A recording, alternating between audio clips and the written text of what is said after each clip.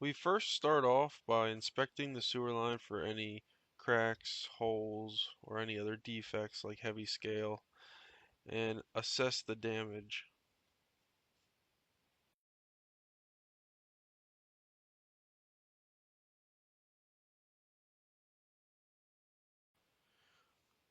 Once the pipe has been inspected, we then go in and clean the pipe.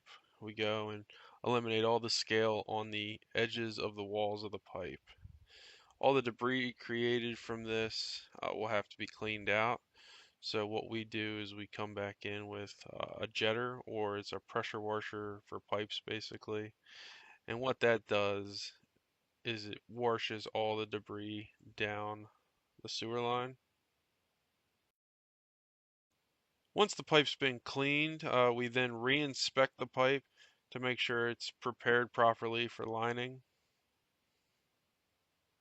Once we've determined that it is properly prepared for lining, we then invert the liner or insert it into the pipe.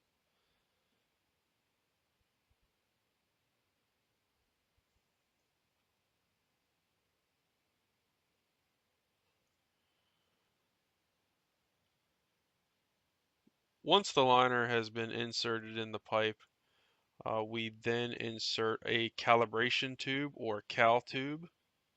And what that does is it inflates the liner and pushes it up against the walls of the pipe so the epoxy can adhere to it properly.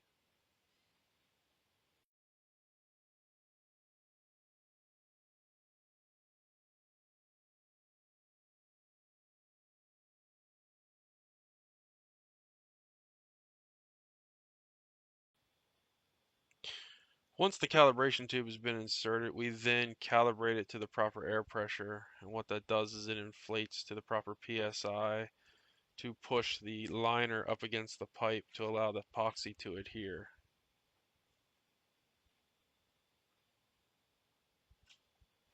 Once the pipe is cured, either by high pressure steam or ambient temperatures, we then remove the yellow calibration tube and re-camera the pipe.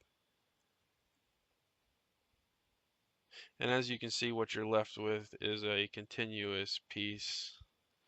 The liner covers up all the cracks and holes and is ready for service.